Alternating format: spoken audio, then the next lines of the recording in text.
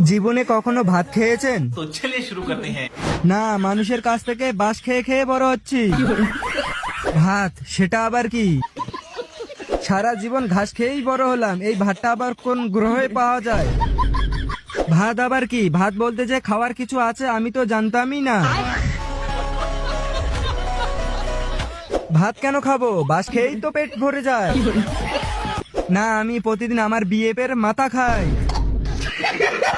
আমি তো খালি পেটে থাকি। না, আমরা তো চাল খাই। না, আমরা মাটি খাই। আমরা গরিব মানুষ তো তাই ভাত খাই না, গোবর খাই। না, আমি চাল দিয়ে ডাল খাই।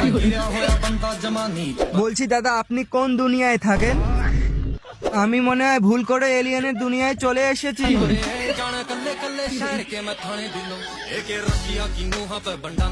ফটাফট তুমিও কমেন্ট করো আর তোমার বন্ধুর খাওয়ার আগেই রিলটা পাঠিয়ে দাও।